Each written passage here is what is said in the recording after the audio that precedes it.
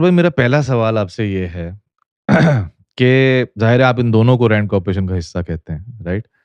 अ, या आप in any shape और फॉर्म आप समझते हैं कि भाई ये उनको सपोर्ट करते हैं या एजेंट हैं या जो भी इन एनी शेप और फॉर्म आप कहते हैं कुछ है, रैंड को सपोर्ट है कहीं न मतलब रैंड को ये सपोर्ट कर रहे हैं, उनके एजेंडा को सपोर्ट कर रहे हैं। आई डोंट क्लेम कि वो उनको कोई पेमेंट आती है। आई डोंट क्लेम कि वो उनके पेरोल पे हैं, बट व्हाट आई डू से इज़ कि वो मुस्लिम्स जो रैंड कॉरपोरेशन ने एनविज़िज किए थे अपने एजेंडा को फ़रोग देने के लिए, सर्टनली इंजीनियर साहब, गामदी साहब, हसन इलियास साहब ये उस डिस्क्रिप्शन के अंदर फिट बैठते हैं। अच्छा अब क्या आप सर्टेन हैं कि ये लोग वही काम कर रहे हैं या ये मतलब आप अच्छा पहले तो आप अपना वो पोज़ीशन क्लियर करते हैं। आप ये समझते हैं कि ये अनजाने में कर रहे हैं या आप ये समझते हैं कि नहीं ये जानबूझ के नहीं कर रहे हैं बट ये हो रहा है इनसे? आप इन दोनों में से आपकी क्या जैसे पोज़ीशन है? भाई स्ट्रेट सवाल चलिए मैं पूछता हूँ। ज़ाहिर है कि रैंड कॉर्पोरेशन एक इस्लाम दुश्मन, मुस्लिम दुश्मन कॉर्पोरेशन है ना। ज़ाहिर एक थिंक टैंक है जो कि इस्लाम को डाइल्यूट करने की कोशिश कर रहे हैं, तो ऑब्वियसली इस्लाम दुश्मन कॉर्पोरेशन है। क्या आप समझते हैं इंजीनियर साहब, गांधी साहब ये सारे इस्लाम दुश्मन का इन्फ्लुएंस आपका ओपिनियन एज़ ऑफ टुडे एक आम आदमी जो स्पेशली आपकी बात सुनता है, ठीक है? उसके लिए ये अ, ये इस्लाम दुश्मन हैं ये दोनों गांधी साहब भी, इंजीनियर साहब भी, ये आरसीएम के पक्के एजेंट्स हैं ये। एक आम आदमी के हिसाब से मैं आपको बात कर रहा हूँ। आपकी जितनी वीडियोज़ हैं इसके ऊपर बार-बार अगेन जिस तरह मैंने बोला ना आप जैसे लोग जो पोज़ीशन ऑफ इन्फ्लुएंस में हैं, आपके ऊपर उतनी ही बड़ी रिस्पॉन्सिबिलिटी है। अगर आपने इस तरीके से और अगेन आप जिस तरह मैंने यासिर साहब से भी बात पूछी थी मुफ्ती यासिर साहब से, उन्होंने बोला भई मेरा गालिब गुमान है। ठीक है? सर गालिब गुमान में यानी कि ओपिनियन होना और एलिगेशन लगाना दोनों में बड़ा फ़र्क है। आपका भी जो अभी तक जितनी आपने बात की है, आप भी ये कह रहे हैं कि यार ओपिनियन है मेरा, गलत भी हो सकता है। आप यही कह रहे हैं ना एसेंशियली या नहीं? तो कैसर भाई गामदी साहब से रिलेटेड अच्छा ये अगेन मैंने डिसाइड यही किया था कि मैं छोटी निटी-ग्रिटीज़ में नहीं जाऊँगा लेकिन क्योंकि मैंने इसके ऊपर पूरी एक वीडियो बनाई थी आप पे जो मैंने तनकीद की थी इस बात के ऊपर इसलिए मैं उस टॉपिक को ज़रा लेके आना चाहता हूँ इस कन्वर्सेशन में। उनका जो पॉइंट ऑफ व्यू है हदीस के मामले में आपने जिस तरीके से बात और मेरी तनकीद भी यही थी कि उनका जो पूरी फ़िलॉसफ़ी है सुन्नत और हदीस की, उसमें तो कहीं पे ये है ही नहीं कि जी हदीस की कोई हैसियत ही नहीं है, राइट? उनका जो ओवरऑल अहले सुन्नत का इज्मा है जिस बात के ऊपर कि जी सुन्नत यानी कि हदीस जो है मतलब कुरान के बराबर तो कोई चीज़ है नहीं, तो इस पे तो इज्मा है पूरे अहले सुन्नत का कि जी कुरान के बराबर कुछ नहीं है। हदीस अगर है तो वो उसके बाद अगली चीज़ हदीस आती है। इस बात पे सब एग्री करते हैं, ठीक है? अब इस बात का एग्ज़ैक्टली मतलब क्या है? इस बात का मतलब क्या है? कि भाई कुरान इधर है और सेकंड नंबर पे हदीस है। इस बात का मतलब क्या है? ये बात गांधी साहब ने समझाई है खाली। पॉइंट ये है खाली कि उन्होंने इस बात को खाली खोल के रखा है कि भाई इस बात का मतलब क्या है? तो पॉइंट ये है कि उनका तो बड़ा क्लियर फिलॉसफी है कि जी बहुत ही बेहतरीन टॉप नॉच इन्फॉर्मेशन है ये। इसको हमने इस्तेमाल करना है, दीन को समझना है इसकी अम्ब्रेला में, इसकी रोशनी में रहते हुए। तो आपने जब बोला कि यार वो 40,000 हदीस के ऊपर काम कर रहे हैं, तो वो हदीस को मानते ही नहीं है, तो वो हदीस वो मेरा उसके अंदर भी मेरी वीडियो के अंदर भी ऐतराज़ यही था। आप इसको किस तरीके से एड्रेस करेंगे? देखिए, गामदी साहब को मैंने बहुत कोशिश की है कि उनकी एक सेंट्रल आर्गुमेंट समझ आ जाए, but it's very difficult to follow Ghamidi साहब। जो एक बात आपने कही, ये 40,000 वाली है मिसाल के तौर पे, श्योर ये बात भी अपनी जगह पे है, लेकिन इट्स वेरी मच पॉसिबल कि उन्होंने ये बात कहीं कही हो कि हम हदीस की जो प्लेसमेंट है उसकी बात करते हैं कि पहले ऑर्डर जो इसका है कि कुरान है उसके बाद हदीस है। लेकिन हम गामदी साहब की उन चीज़ों को इग्नोर नहीं कर सकते जो उन्होंने पब्लिकली कही हैं, रिपीटेडली कही हैं, अपनी किताबों में लिखा है, मीज़ान में लिखा हुआ है कि अहादीस तो वो बस अखबार अहाद हैं जो लोगों ने नबी पाक सल्लल्लाहु अलैहि वसल्लम के हवाले से कह दी हैं, तो वो दीन का हिस्सा तो नहीं है। हालांकि कोई भी आदमी जिसने इल्म हदीस की बुनियादी बातें भी अगर सीखी हुई हैं तो उसको पता है कि मरफू रवायत क्या है, गैर मरफू रवायत क्या है। और हम जब कहते हैं हदीस तो इसका मतलब जो है एक वाक़या है जो कि एक चेन के अंदर रिकॉर्डेड हुआ हुआ है, लेकिन उस वाक़ये में मिसाल के तौर पे अगर किसी सहाबी ने या किसी ताबी ने ये बात कही कि मैंने सुनी है कि आप सल्लल्लाहु अलैहि वसल्लम ने ये बात कही है, दैट्स वन थिंग। या उन्होंने अपने तरफ से कहा कि मैं समझता हूँ ये चीज़ ऐसी होनी चाहिए, दैट्स अनदर थिंग। लेकिन अगर आपके पास एक रोबस्ट चेन ऑफ नरेशन है और एक मरफू रवायत है, तो फिर आप ये कहें कि ये भी बस लोगों ने अपनी तरफ से मेंशन किया हुआ है, ये गलत बात है। ये एक यानी काबिल एहतजाज बात है कि एक कितने बड़े कैलिबर के आदमी को इस तरह से ओवर सिंप्लीफाइड करके नहीं बल्कि कह देना चाहिए, बल्कि उन्हें बताना चाहिए कि जब हम कहते हैं हदीस, तो हमारी मुराद इससे वो हिस्टोरिकल अकाउंट्स हैं जो लोगों ने अपनी तरफ से कहे कि मैं ये समझता हूँ, मिसाल के तौर पे, या किसी ने ये कहा कि मैंने ये बात सुनी है। अब मैं आपको एक छोटी सी एग्जांपल दूं कि जो उसूल हदीस है इसमें कितना चीज़ों का ख्याल रखा जाता है। अगर मैं ये कहूँ कि बासित ने ये कहा हदीस की किसी रवायत पे, मिसाल के तौर पे, इस रवायत का जब तक कोई अल्टरनेटिव चेन नहीं मिलती तब तक इसको एक्सेप्ट नहीं किया जा सकता, क्योंकि इसमें बड़ी इंपॉर्टेंट इन्फॉर्मेशन मिसिंग है। बासित ने किससे कहा? मैं तो ये कह रहा हूँ कि बासित ने कहा, but did he say that to me directly? या Basit said to somebody else and I've heard it from that person? मेरे अर्ज करने का मतलब ये है कि ये जो नॉलेज है हदीस का, ये इतना रोबस्ट है कि इसमें इन चीज़ों का भी ख्याल रखा जाता है। अन अबू हुरैरा, ग्रेट, अबू हुरैरा ने ये कहा, बट हमें एक और अल्टरनेटिव चाहिए कि किससे कहा। तो जब गामदी साहब ये कह देते हैं ना कि ये तो बस अखबार अहाद और इस तरह की टर्म्स यूज़ करके कहते हैं कि बस लोगों ने अपनी बातें कही हुई हैं, नहीं भाई, बताएं कि जब आप कह रहे हैं कि इन हदीस को हम नहीं मानते हैं, तो you by that you mean कि आइदर वो चेंज जिनके अंदर प्रॉब्लम पाया जाता है नरेशंस में, या वो उन चेंज की आप बात कर रहे हैं जिसमें लोगों ने अपनी तरफ से कोई बात कही हुई है। लेकिन जब बात हदीस मरफू की आती है तो वो आपके ईमान का हिस्सा है, ये कुरान का ऑर्डर है कि आपने उसको एक्सेप्ट करना है। ये गामदी साहब ने चीज़ क्लियर करनी है। लेकिन मैं आपको बताऊं, इससे बड़ा प्रॉब्लम है आगे। वो ये है कि इवन वो ऑर्डर्स जो नबी पाक सल्लल्लाहु अलैहि वसल्लम की तरफ से आ जाते हैं, गामदी साहब क्वाइट ऑफ्टन उसको फितरत के लेबल के अंदर जाके फितरी तौर पे एक्सेप्ट कर हदीस को फिर वो साइड पे रख देते हैं। I think that's a very problematic thing, ऐसा नहीं करना चाहिए उनको। तो कैसे भाई इसी टॉपिक के ऊपर यानी कि मेरा पॉइंट ये है कि आपने सुना होगा उनकी 23 एतराज़ात एक सीरीज़ चल रही है जिसके ऊपर वो एड्रेस कर रहे हैं सारे एतराज़ात को।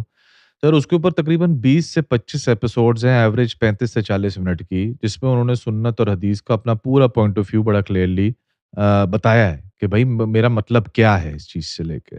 और जिस तरह आपने ये बोला कि जो चीज़ बिल्कुल रोबस्ट अपने उसके साथ मौजूद है, वो तो उसको कहते हैं कि हाँ जी ठीक है, अगर है तो वो पार्ट ऑफ सुन्नत है, उसमें तो कोई एतराज़ ही नहीं है। अगर वो साबित है कि जी हुज़ूर पाक से जुड़ी हुई है ये बात, तो बात खत्म हो गई वहाँ पे, तो डिबेट ही नहीं है।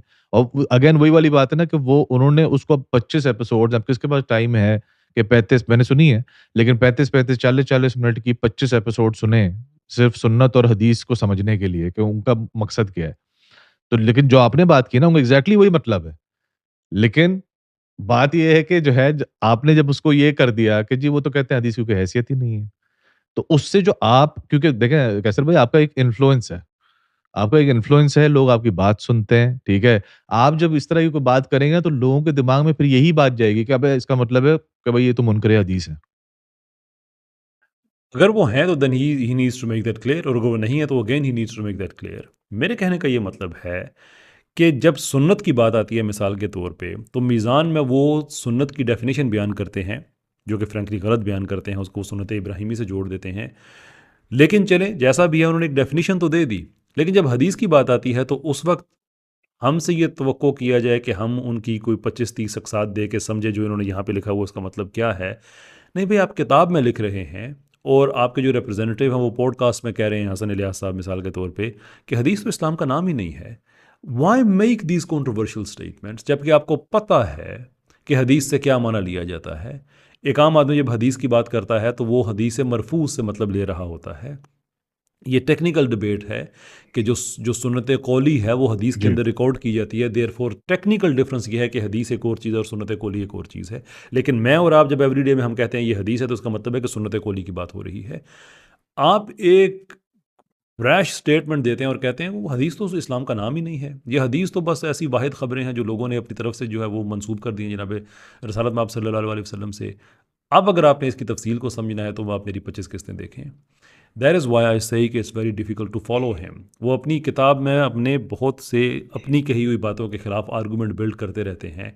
लेकिन ये फिर महज़ इत्तफ़ाक तो नहीं हो सकता ना बासित भाई कि जनरल कंसेंसस उनका जो है कुरान और हदीस के हवाले से वो डिफरेंट है।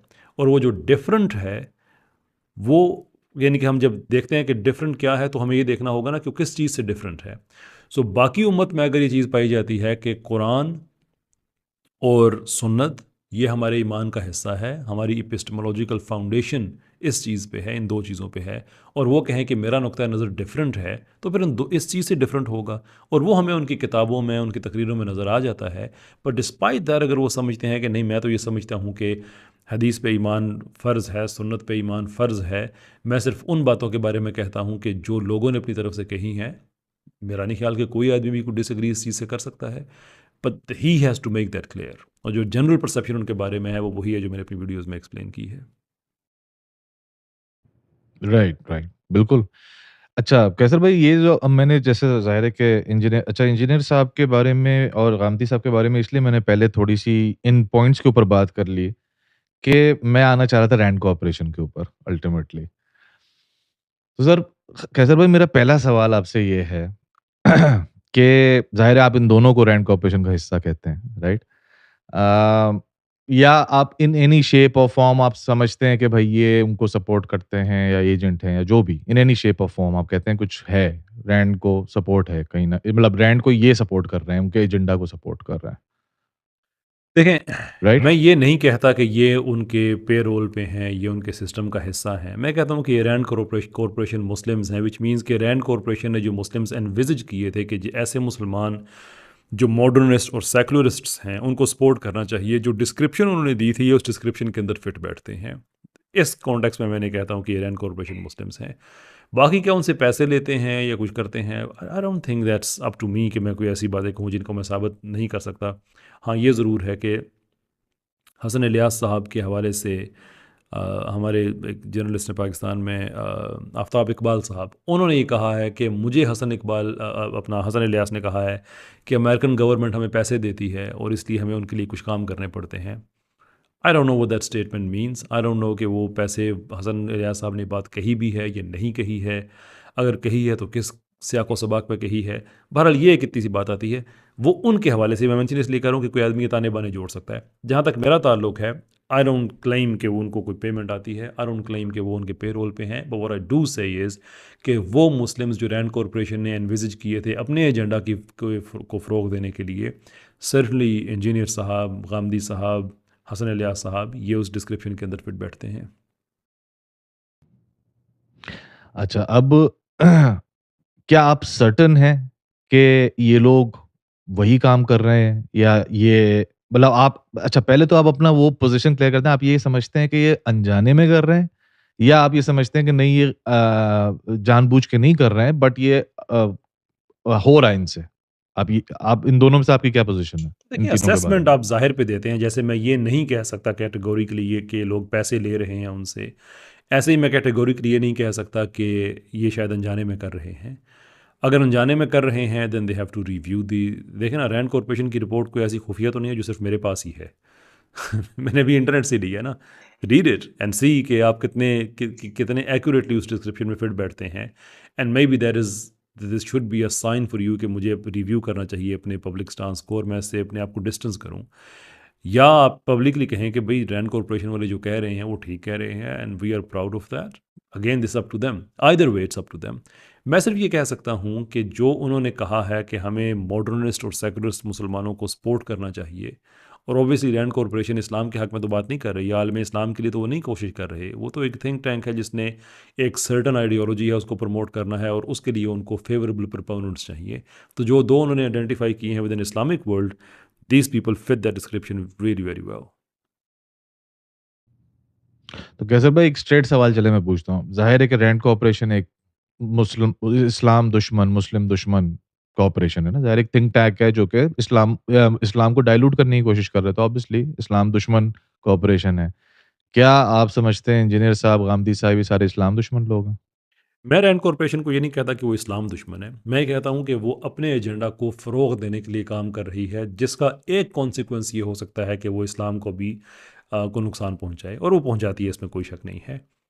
इंजीनियर साहब और गांधी साहब, इनके लिए जो एट लीस्ट एडवाइजरी होनी चाहिए वो ये है कि अगर एक ऑर्गेनाइजेशन ऐसी है जो इस्लाम के को नुकसान पहुंचा रही है, अगरचे उसकी जो क़याम का मकसद इस्लाम को नुकसान पहुंचाना नहीं है, अपने एजेंडा को प्रोग्रेस करना है, फॉरवर्ड करना है, कॉन्सिक्वेंस ऑफ विच इज़ कि इस्लाम भी डैमेज हो, तो अगर हम वही काम कर रहे हैं जो उसमें लिखे हुए हैं कि हमें ऐसे मुसलमान चाहिए, तो कहीं ऐसा तो नहीं है कि जाने अनजाने में हम ऐसे सिस्टम का हिस्सा बन रहे हैं जिससे हम अपनी ही जड़ों को खोखला कर रहे हैं, अपने ही घर के को हम नुकसान पहुंचा रहे हैं, अपनी ही जो लंका है उसको ढा रहे हैं। This is something for them to think.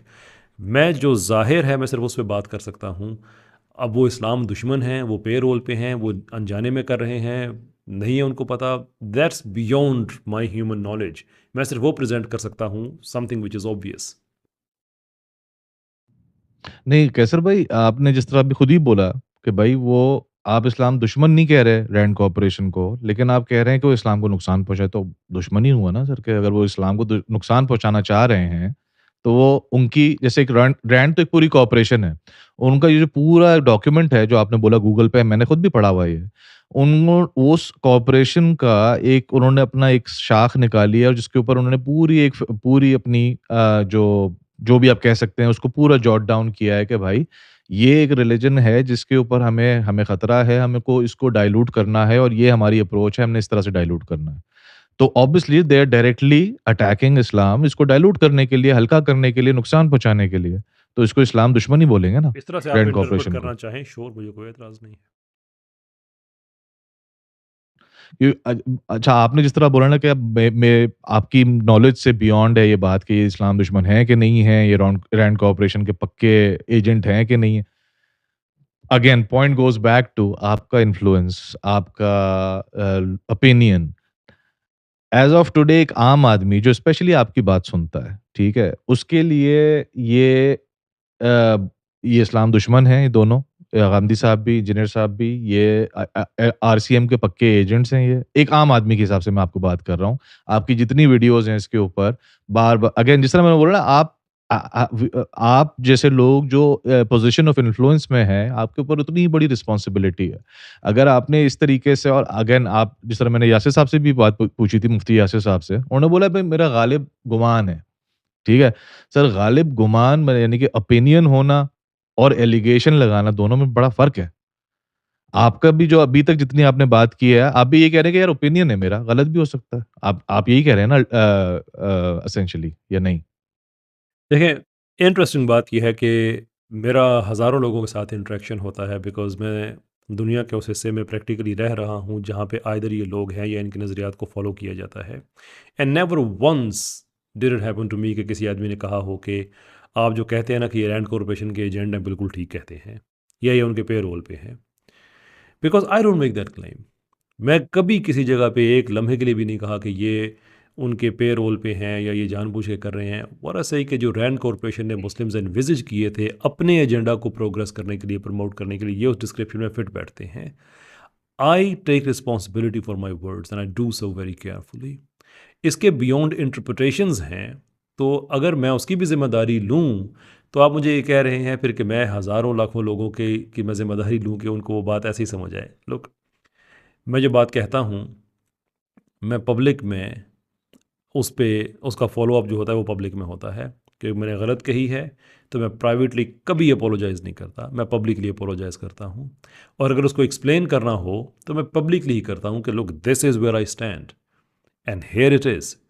और वो बड़ी क्लियर बात है कि रैंड कॉरपोरेशन को जो मुस्लिम्स चाहिए उन्होंने लिख के दिए हुए हैं कि हमें अपने एजेंडा के लिए ऐसे बंदे चाहिए। इंजीनियर साहब बिल्कुल वैसे ही हैं, गामदी साहब बिल्कुल वैसे ही हैं।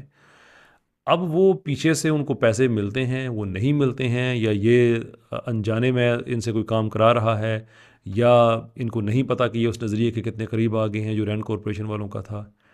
आई have no comment on that. वैसे तो मुसलमान में हुस्न ज़न रख सकता हूँ कि शायद इनको इल्म नहीं है, पर इस बात को भी कई महीने हो गए हैं। पाकिस्तान में तो ये आरसीएम की टर्म बड़ी नॉर्मल है अब। All they have to do is just read up and see. यानी मेरा कोई नज़रिया ऐसा हो ना जो किसी इस्लाम मुखालिफ तंजीम का हो, तो मैं सबसे पहले उसको रिव्यू करूं कि यार मैं कहीं गलत रास्ते पे तो नहीं जा रहा। ऐसा तो नहीं है कि मैं अपनी जड़ें में खुद ही काट रहा हूँ। This is what they have to do. मैं फैक्ट्स को स्टेट कर सकता हूँ and they are very obvious and I stated the facts, nothing else. नहीं तो कैसर भाई यानी कि आप एटलीस्ट ये बोलेंगे कि यार ये मैं गलत भी हो सकता हूँ या आप ये कहते हैं नहीं 100% ये वही है।